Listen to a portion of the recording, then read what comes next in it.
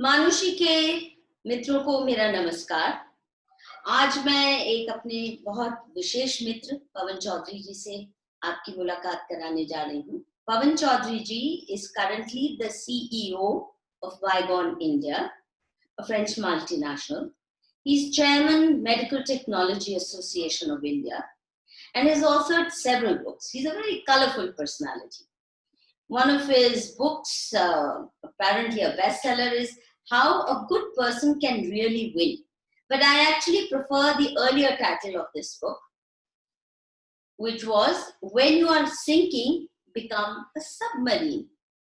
Then the second one is a trilogy of wisdom on Chanakya, Confucius, and Kabir, and the RX Factor on healthcare marketing and strategy. That's his specialization. He's also written a book on Lal Bahadur Shastri, Lessons in Leadership, with Anil Shastri. Has hosted several TV shows of Doordarshan, and that's how I initially met you, Pavanji, on your TV series called Hum Aise Kyun Hai, and is a well-known columnist for various papers. Now, today, since Pavanji represents the corporate sector, जो कि बहुत चिंतित है, बहुत worried है, GDP fall, GDP growth का क्या होगा, economy का क्या होगा. I am convinced Pavanji has a different take on it, or at least slightly, not a doomsday scenario. So let's start with your assessment of the socio-economic scenario in the coming decades on account of the corona pandemic. Are we going to witness a totally different world, or is it going to be much of the same with small amendments and small adjustments? So, all yours now. Great, Madhuji. It's a big pleasure to be with you. And I feel if one has to look at the crystal ball, he has to borrow illumination from the past. And then we can attempt to humbly look at what the future may unfold. So to borrow illumination from the past, we have to look at how pandemics changed us before. So there are certain signature changes which come during a pandemic or after it. Let us look at Black Death. When Black Death came, it altered the socio-political, the socio-economic structure of the society because it killed a lot of farm workers. This demographic correction improved their bargaining power. And this demographic correction also reduced the load on grains. Otherwise, if the entire fields which were there, they were used to grow grains. You're talking about Europe, now because right? Sorry? Am I right in assuming you're talking of Europe? Europe, yeah. You're not talking right. of India. I think our viewers need to understand that happens as in Europe. Yeah, it happened in Europe, yeah. And what happened is emblematic of changes which happened in many other countries during pandemics, as you will see when I finish this part of the conversation. So this change allowed space for growing of cash crops. So cash crops made the society wealthier actually, and lot of export and import started, because of which lot of best practices from Italy moved to the rest of the European continent. So conspicuous consumption was frowned upon. Even the height of the heels which ladies could wear were limited. You know, there were norms set around that. The use of lead, which was used to make expensive pottery, that came down. So lot of changes happened. And No, I if mean, I was to, like height of heels being reduced. yeah, Women height of heels was their, reduced. and their heels and Yeah, their feet and their also mess up their minds wearing those high heel sandals. So absolutely. So and somewhere, then they're back to it, huh? With a vengeance. somewhere, somewhere pandemics make us more sane also. So that was a sane impact of, let me say, that pandemic, Black Death. What did of Black Death. height of heels have to do with Black Death? No, height of heels was, that means all kinds of conspicuous consumption after Black Death was frowned upon. Okay. One of the luxuries that time was the high heeled sandals, which also the society decided that we will not allow more than this much heel. Let us not flaunt our wealth anymore. Let us not apportion our wealth into luxury. That will be a very good outcome if it happens as a fallout of Corona, because I think our society also had gotten into very vulgar consumption and austerity. Absolutely. And I can bravely say that because my wife doesn't wear high heels. So I have the permission to endorse your opinion on this, Madhuji. That's on a But lighter note. also, those very grossly extravagant marriages, parties, pubs, wining, dining, forever pursuit of pleasure through consumption and no other Yes. means. I really think that if that goes, it'll be a very, very healthy changeover. I look forward to that more saner world. The world I grew up in as a child, to me, was far saner. This is madness, Wow. what we were living. Sure. Sure. So not only there was not only a decline. I've spoken about how things declined in terms of consumption, etc. For want of a better word, there was also enhancement of certain businesses. For example, that time there was this erroneous belief that all these infections come because of miasma, which rises from the earth and infects us. So the entire soil for kilometers after kilometers was paved with flintstones. This industry grew. Similarly, if you look at the bubonic plague, when it was identified that rat is the culprit, then entire real estate industry changed and grew because foundations changed, drain pipes designs changed, and the scaffoldings changed, and so on. Even today's, you will see your backdrop is also white, and so is mine. And this takes inspiration somewhere from the tuberculosis, because tuberculosis brought in these light-filled sanatoriums, which and the bathrooms and all which we have, which have glazed, easy to wipe, clean tiles. You're talking of European history as though it's so close to your heart. I No, no, don't no. relate to it as my history. What Okay. we went Let through. me let, We didn't go let me through. What we went through were hideous famines caused by the British. What we went through was a very, very nasty plague brought again through by the British neglect of civic amenities in the walls, within the city areas. They left the old cities to just die and not invest in infrastructure. So I don't know whether we were allowed to even learn any lessons from those pandemics, because we were colonial subjects and nobody cared. The British didn't care how many of us died.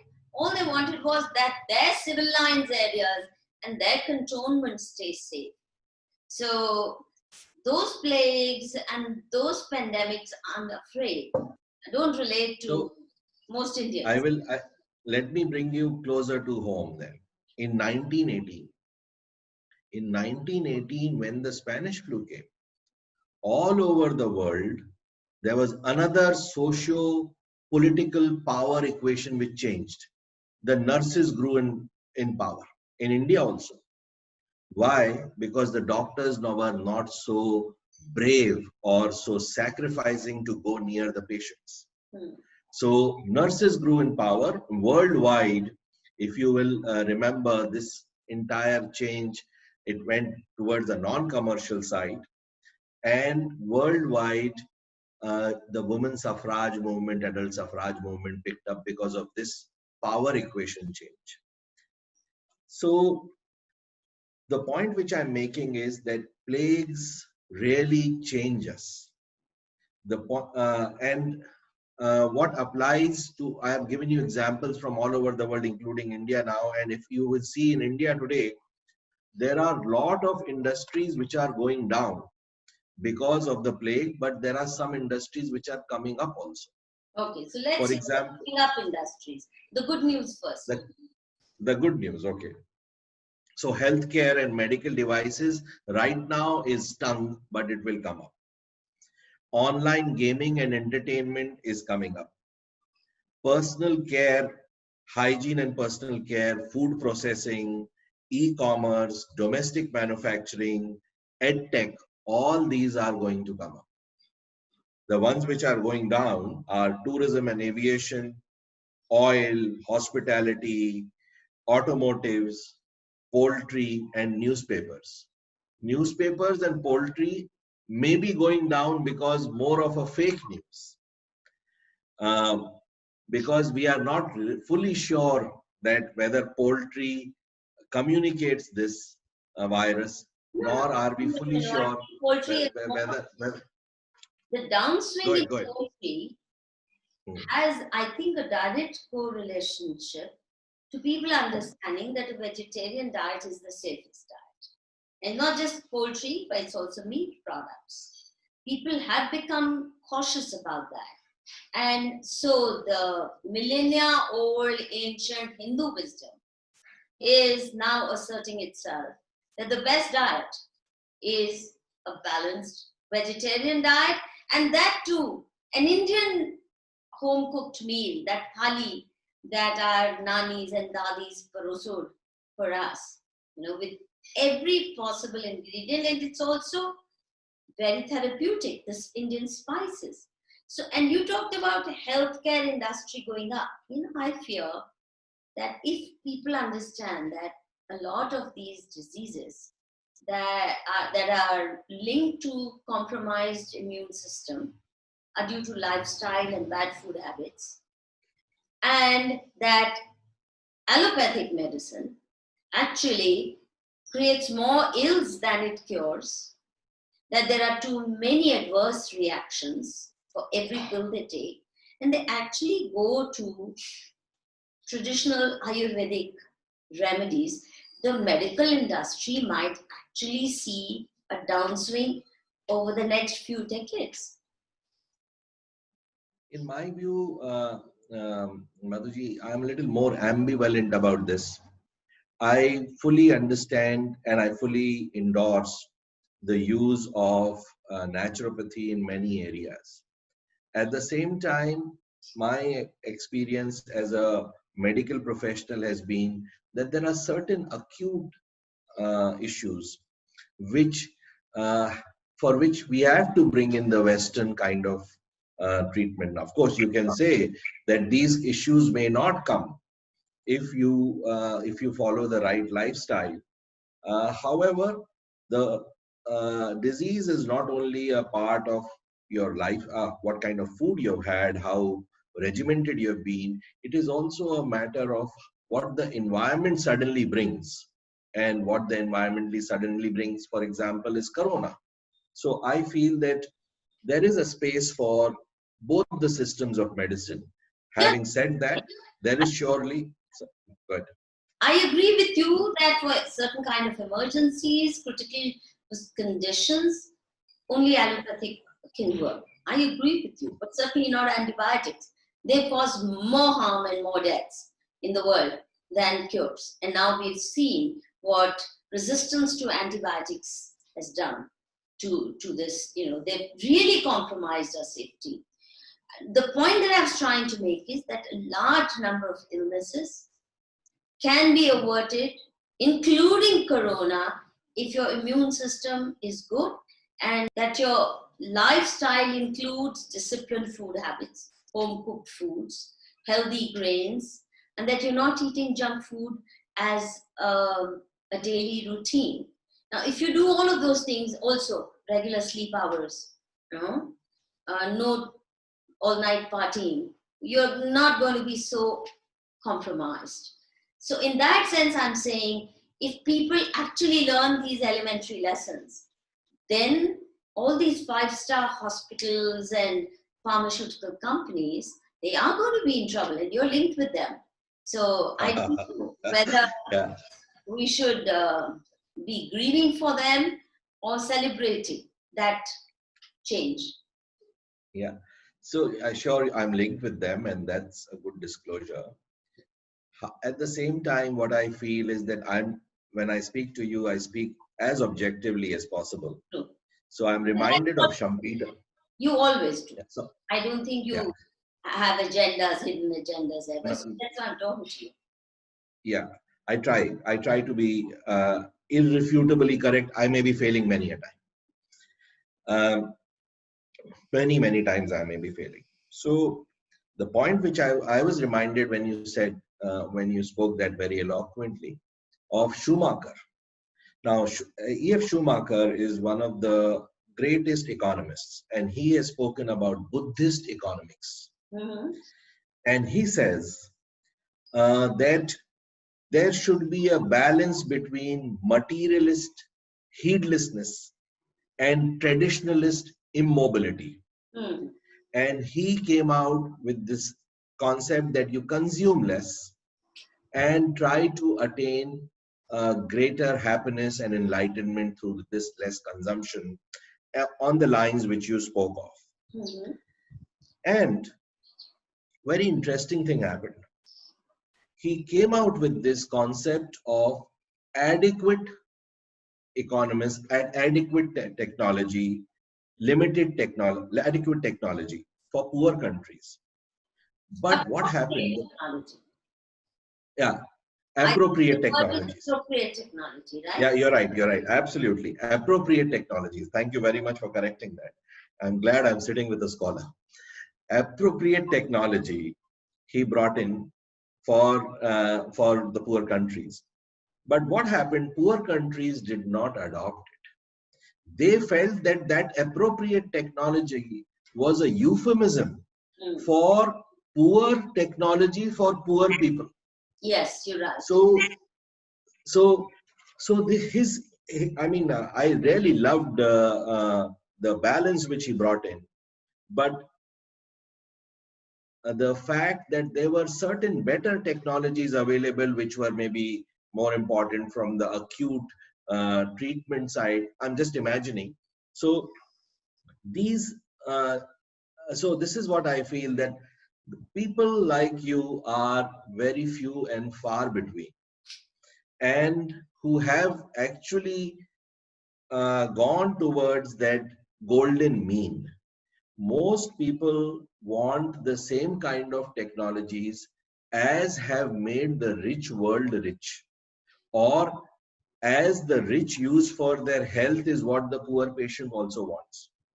This is the situation, and this is a maybe we are a little away from the ideal type, but this is what I have seen in my life, that whenever in my companies also, whenever I've tried to bring something which is appropriate, it is not necessary that it will take off. It may be possible that वो कहते हैं खुशबुओं को फैलने का शौक है मगर मुमकिन नहीं हवाओं से रिश्ता किए बगैर. So कई बड़ी अच्छी खुशबुएं हैं, लेकिन उनका क्योंकि उन हवाओं से रिश्ता नहीं होता जो लोगों के दिमाग में चल रही हैं, the tides which are running in the minds of people, in their hearts, they many a time do not accept what may be best for them. Mm-hmm.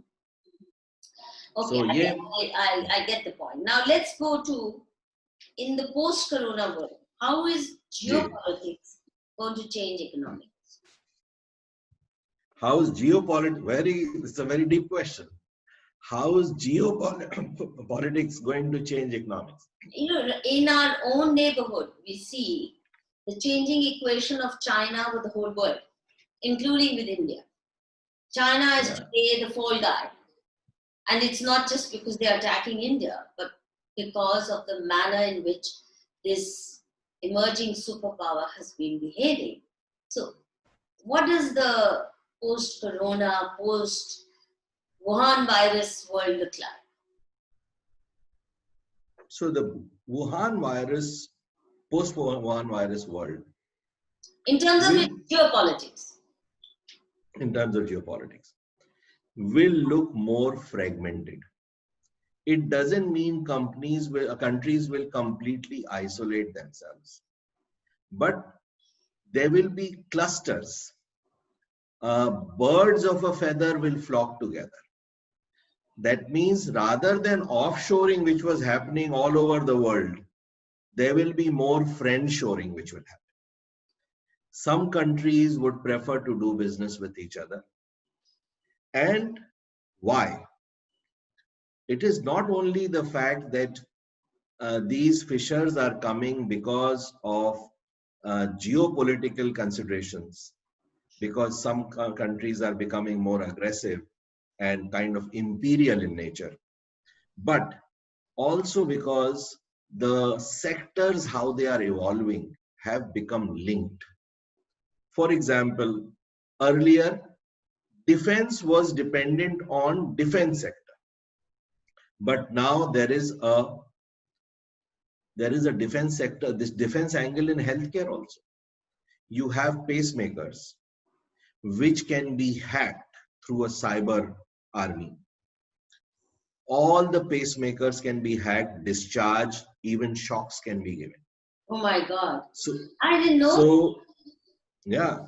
So this is a, that makes, and this is, so this is not only happening, sorry. We make sure no pacemakers are ever used within our reach at least. If this is what can be done. Again, your Schumacher is coming to your aid, and that's why I said that I also admire what he said, and maybe in the world tomorrow we might actually be training our kids how to have a lifestyle so that when they grow up they don't have to have pacemakers which will make them vulnerable. In any case, Dr. A.M. Hegde, I'm sure you know of him, has been campaigning relentlessly that most of these heart surgeries are more harmful than good. They're useless or mostly needless. And I tend to believe in that. Apart from the lifestyle changes, I think aggressive interventions by allopathic system, I can say that barring one part where I had to go through a surgery for removal of a brain tumor, every other intervention in my life has been harmful, including the 2-3 surgeries that I underwent as a young kid. They were useless, absolutely, and they left me marred for life. Now, I really think that if people start fearing hospitals, earlier, people used to rush to hospital at the drop of a hat, thinking that's their only lifeline. Now, you're afraid of entering a hospital lest you come up with corona infection or other infections. Now, hospital-induced infections, as you well know, are much deadlier than ordinary infections. So, fear of hospitals might make people try more of home remedies. For majority of it, like during my childhood, I don't ever remember going to a doctor. Rarely, if ever. Most of our illnesses, minor ones, were handled from the kitchen. And each Indian kitchen is a minor Vaidyashala. So if you can avoid doctors, then you're not compromising your immunity. And if you don't compromise your immunity for all those matters, then you're less likely to need big interventions, except occasionally.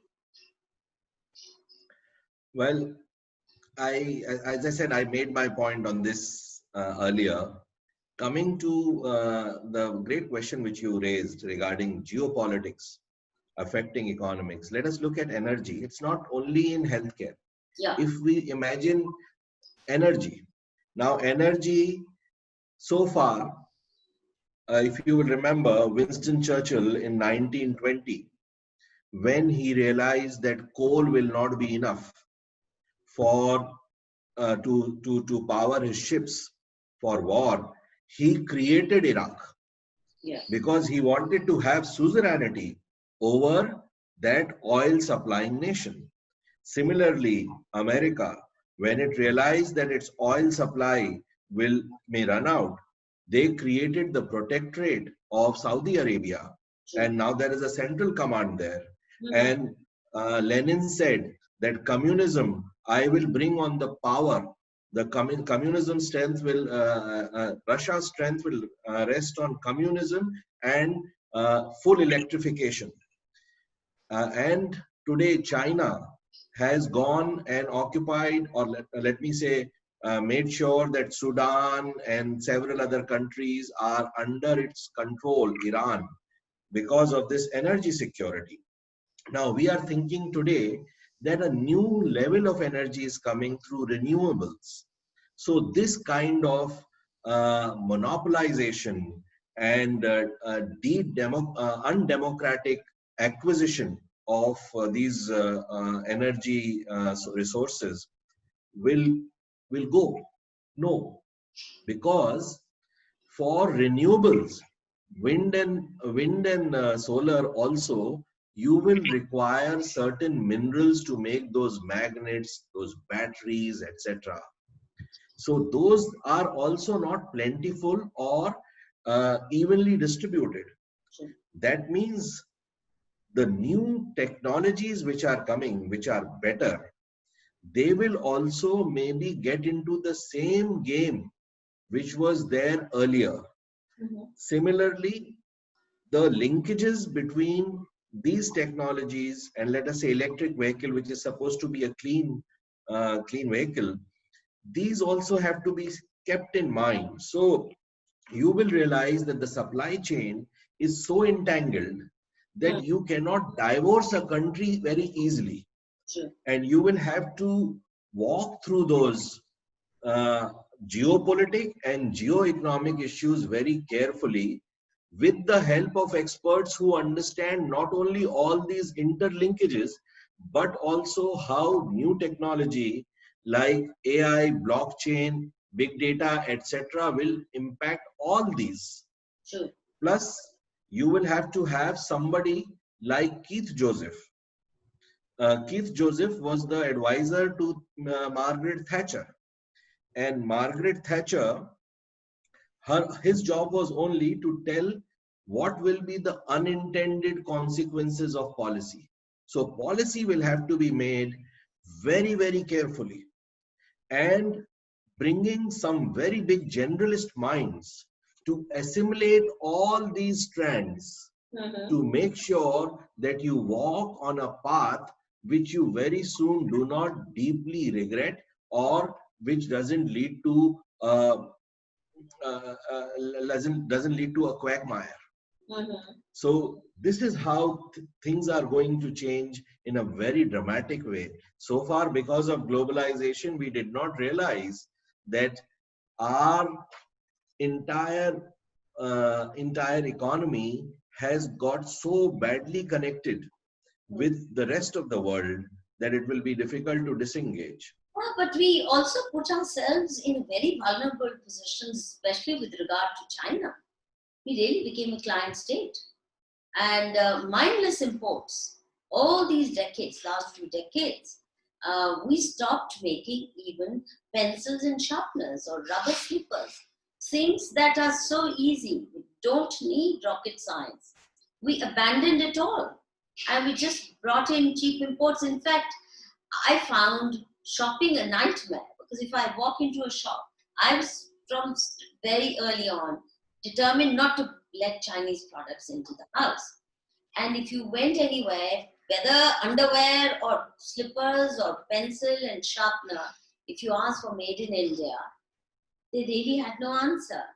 And I would then, sarcastically remark कि next we will start demanding that sales girls भी Chinese हो, क्योंकि आपके salesmen और sales girls बड़े ही नालायक बुद्धू किस्म के होते हैं. They at least will know how to market their goods. तो आप भी अब यहाँ से तैयारी कर लीजिए, क्योंकि आपसे आप ब्राउन स्किन हैं, कौन खरीदने आएगा? सुंदर चाइनीज लड़कियां होंगी तो ज्यादा बिक्री होगी.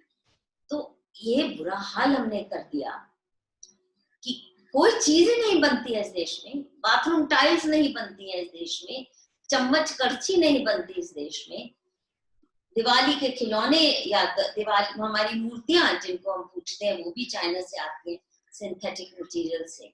तो कैसी दुनिया बना ली हमने बिना सोचे, बिना समझे. एक्चुअली जब हम ये डिसीजन ले रहे थे, जिसने इन चीजों की नींव रखी है, तब हमें मालूम नहीं था हम क्या कर रहे हैं. ऐसा कैसे हो सकता? I'm absolutely apolitical, but I will share with you. In my own humble capacity as a responsible citizen, I keep all governments accountable in my own small way. 1971 में जब हमने बांग्लादेश को पाकिस्तान से अलग किया, उस समय Nixon did not have the large heart to allow us to have that strategic autonomy. And that is the time when that dialogue comes that Indira Gandhi was called a witch or something else by him. That is the time US went close to China. Between China and India, though China was a non-democratic setup and India was a democratic setup, US went and shook hands with China. I would not say that what Indira Gandhi did was wrong. I feel that expression of strategic autonomy was the right expression. But that is not. We did not. Our import dependence on China. We've been sending them raw material. We've been sending them minerals. We've been sending them metals. Nikalte, we dig and we sell them at cheap prices. And I'm told that the Chinese are smart enough that they're even dumping many of those things so that they have the price advantage if ever there's scarcity of such things. So they emptied out our mines and we started importing junky industrial products. Now that has nothing to do with America making a deal with China. It's to do with our bankruptcy, the bankruptcy of our leaders. What America got from there, and now America is also regretting. What America got from there was a disciplined workforce, a regimented army of workers, and it got from there low-cost manufacturing. However, China played smarter than India. I would not say that India played dumb. India also was among the smarter countries, but China was cleverer. China did not open the market to those companies which came so much. So, president after president of America just kept on calculating the profits they are getting through the products which they are making in China and selling globally. Not realizing that a time will come, which has come now, that they are not manufacturing things only. So now they are also in a very big jam.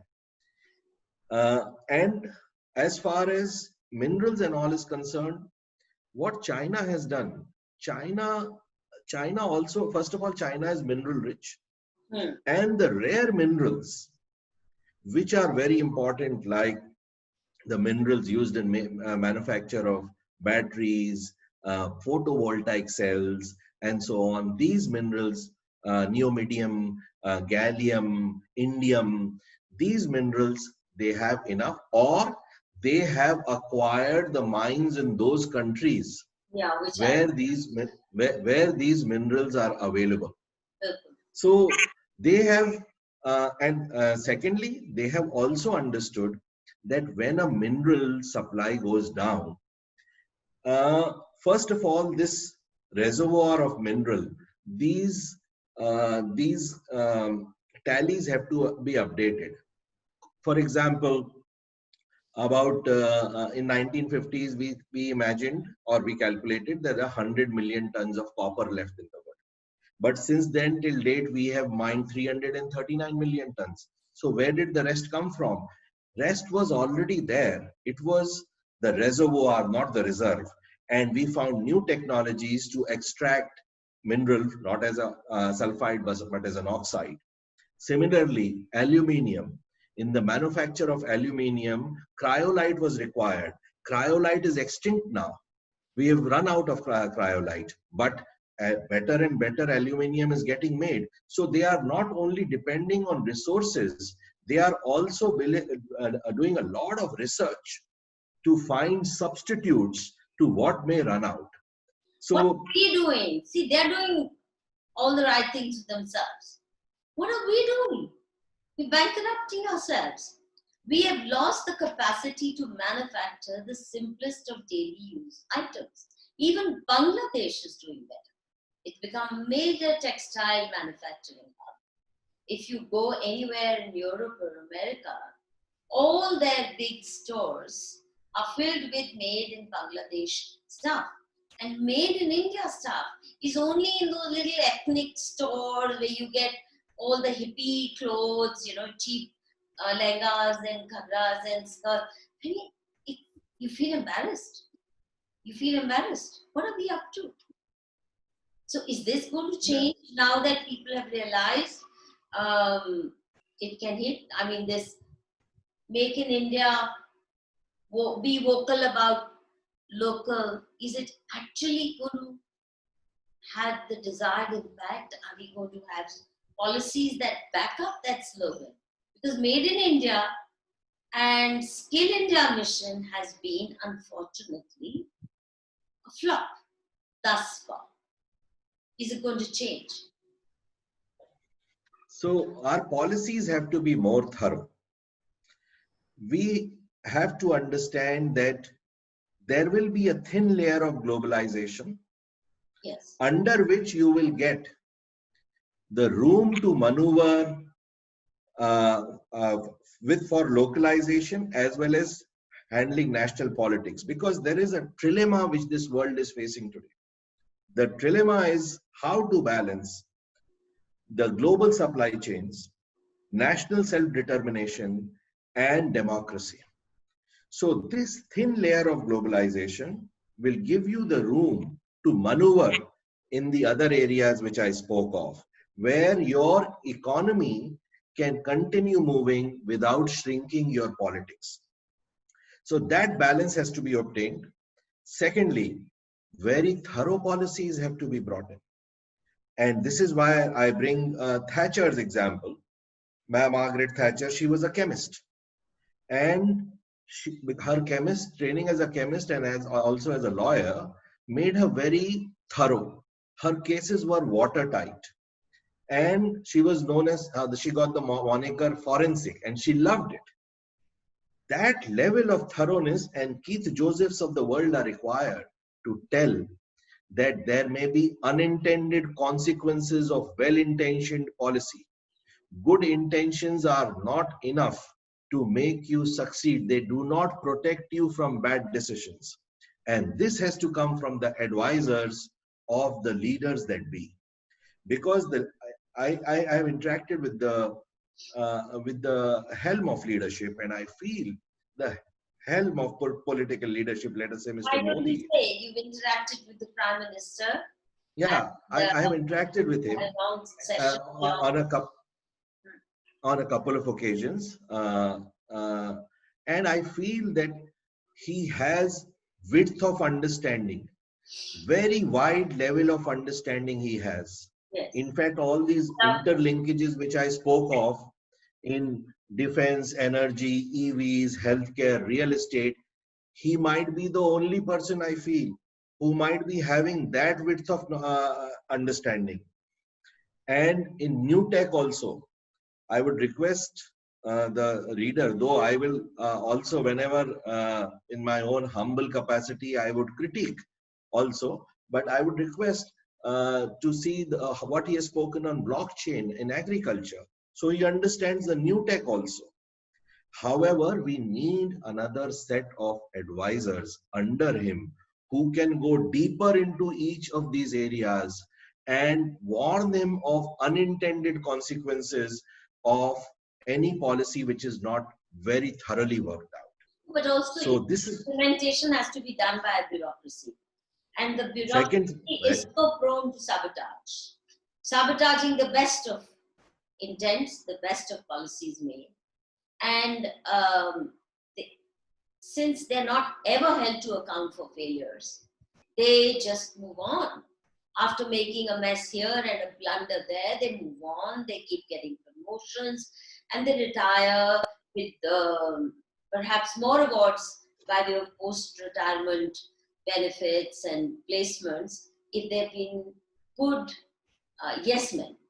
Now the point is, given the track record of a bureaucracy in shoddy implementation and effective sabotage of what are potentially good policies, are we going to witness Make in India? Are we going to witness the coming of Indian capital? For example, all those companies that went to China to manufacture everything. And mind you, Indians buy the cheapest, the lowliest goods from there. America भी import करता है China से अपने domestic market के लिए, वो quality goods लेके आएंगे. हम तो कबाड़ कचरा लेके आते हैं. और वो जो माइंडसेट बन गया है कि वहां से इंपोर्ट करो, यहाँ पे बेचो और सिर्फ दलाल बन के जियो, ये खत्म होने दिखता है. Because I don't see many people having returned, those who set up bases in Singapore or in Dubai or in China for manufacturing, or in other countries. I don't see anyone yet having returned. So before we think of foreign capital returning, what are we doing to get the flight of Indian capital out, back home? The manufacturing industry returning to India. ये कब होने वाला है? So in my view, the industry will not come to India in one tranche. Whatever is import substitutable in the short run will come first. And things which are requiring a more elaborate ecosystem will have to wait a bit, or that ecosystem will have to be put in place. So I am not entirely with the Western view which says that governments cannot intervene. No, some governments have intervened so beautifully. Look at Korea. Korea asked LG to make, LG wanted to make garments, and Korean government said, no, please make cables, electric cables. And there was a carrot and stick policy there, which worked. And today LG is a very powerful consumer product giant. However, this can be done better with a domestic company. To attract global companies, you will require that ecosystem and compete with the Vietnams of the world. Now look at Vietnam, for example. Vietnam has a Samsung subsidiary, and so do we. Our Samsung subsidiary in India has done a turnover of $12 billion roughly in the last more than 20 years. Their Samsung subsidiary in Vietnam has done a turnover of $52 billion, which is where we are coming to the point which we are making, that regulatory predictability, thorough policies, as well as more and more bureaucrats who are willing, who are yes, specialists, and then the final advisors have to be generalists, because now there is so much of specialization that somebody. कोई specialization नहीं है. 2 साल काबिल पहले नहीं। Culture minister हैं, फिर industry बन जाते हैं, फिर डिफेंस सेक्रेटरी बन जाते हैं. I mean, how the hell can a person acquire specialist knowledge in each one of those domains within days of assuming charge? And there isn't any drilling done before people are posted like that. These are mainly political appointments to check if the person actually has the caliber to do things that are required in that portfolio. Firstly, our recruitment itself is very flawed. Training is even worse. And then, of course, there's shuttling, musical chairs. आज एक ब्यूरोक्रेटिस post पे वहां समझ भी नहीं आया, अगले में पहुंच गए. तो नीचे के बाबू जो है वो चलाते हैं, फिर उनको मालूम है कि सब फाइलें हमारे हाथ में हैं और फीड करना हम नहीं है. तो ये सिस्टम तो चल नहीं सकता. ये ब्यूरोक्रेसी को रीहॉल किए बगैर तो नहीं चल सकता. और मैं देखिए, आप सैमसंग की बात करते हैं पवन जी, आप सैमसंग की बात करते हैं. मैं तो कह रही हूँ मुझे बाथरूम स्लीपर ही दे दो मेड इन इंडिया. उसमें तो कोई बहुत एक्सपर्टीज नहीं. बचपन में हम मेड इन इंडिया ही स्लीपर जूते पहनते थे, वो अच्छे थे, कोई बुराई नहीं थी उनमें. उतना तो कर लो. पेंसिल रबर तो यहाँ बनाने लगो, फुट रूलर तो बनाने लगो.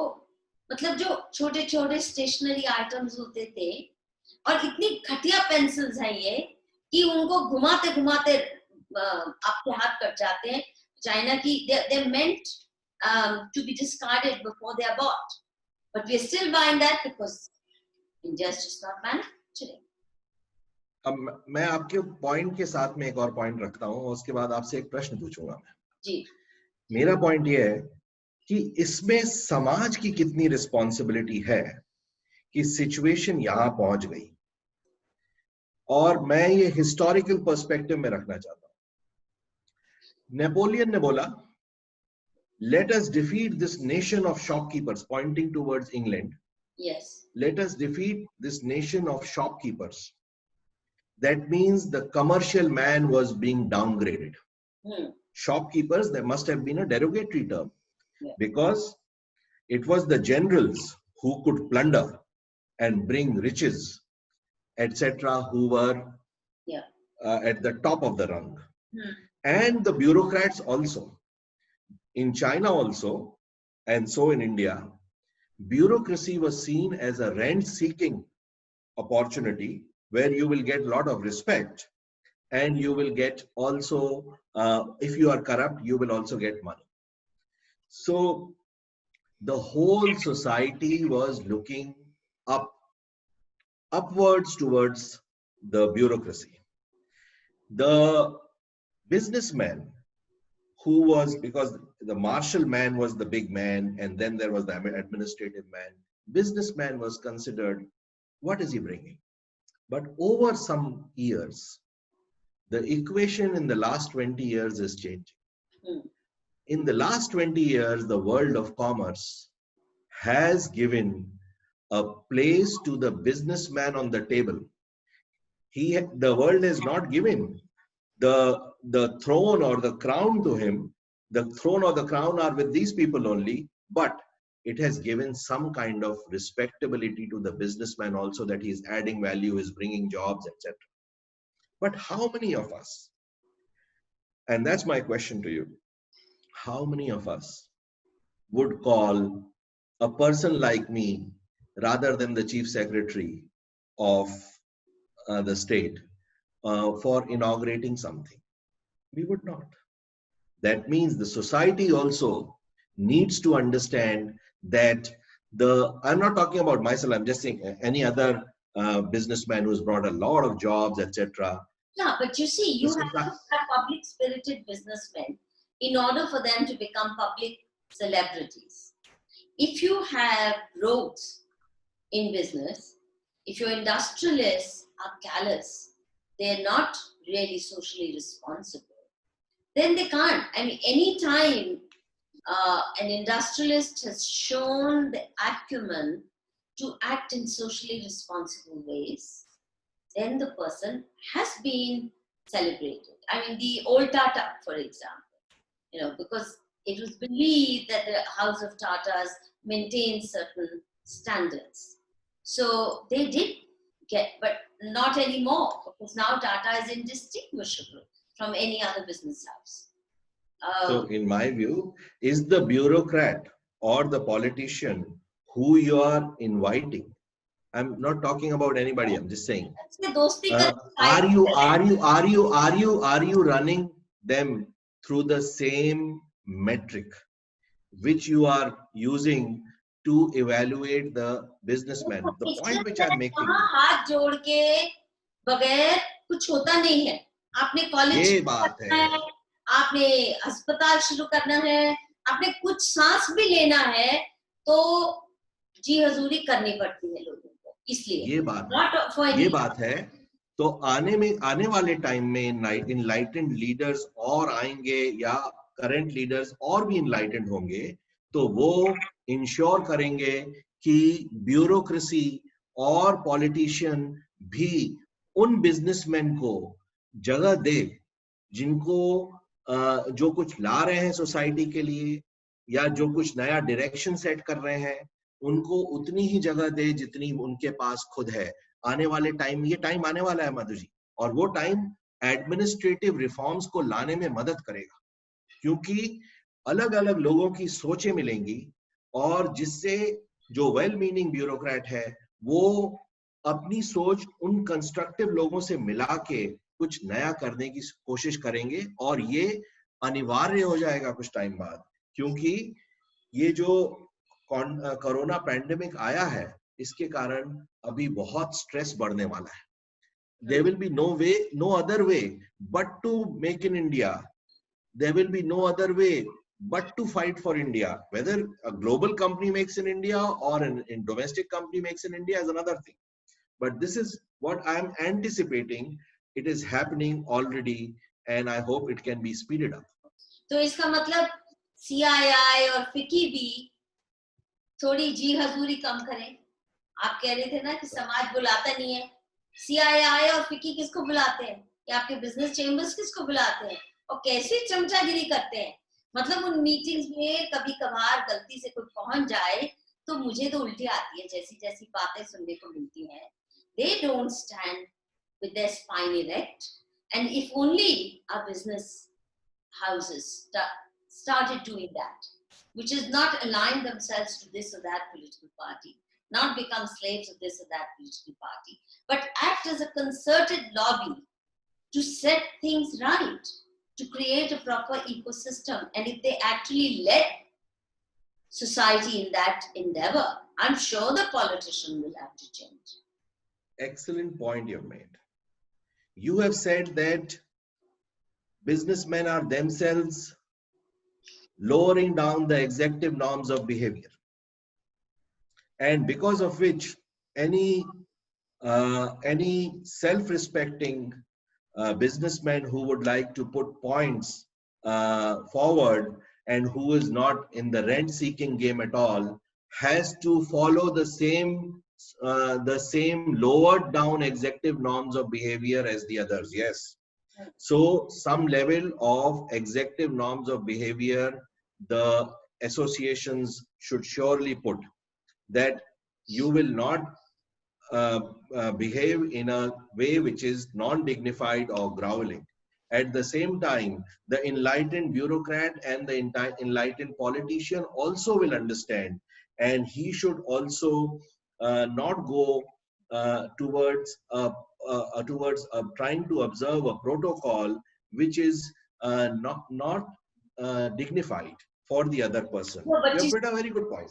No, the main point I'd like to make to you as a representative of the corporate sector, that one is thus far seen each business house lobby for its own partisan interest. That's it. Humko ye concession de do. Kill the rival, but give me something special. And that's how they define their relationship to the regime. And those who, let's say, got XYZ benefits from, say, the Congress regime, then stay loyal there and will continue battling on their behalf simply because they got, out of the way benefits from a particular regime. But businessmen actually creating an ecosystem that is business friendly, that is citizen friendly, that is enterprise friendly. I haven't yet seen happening. Just as within the medical establishment, I have never seen our doctors lead the way for medical reform, battle medical malpractice in the way that Thai doctors did. Mind you, today Thailand boasts of one of the best medical healthcare systems. Why? Because their leading doctors, allopathic doctors, actually paved the way for very far-reaching reforms and brought in that integrated healthcare system that includes traditional Thai medicines, the equivalent of our Ayurveda, with the modern system that their doctors did. Our medical establishments are like mafias. They will protect malpractices. They will protect everything that's wrong with all the power, but not fight for a healthy ecosystem for the health sector to flourish and follow ethical policies. I'm saying the business community needs to lead the way. It can, and I hope you will be among the voices that does so within your own biradari. With these, Pavanji, with these hopeful words, we'll conclude this episode. We'll talk to you on many more issues in times to come.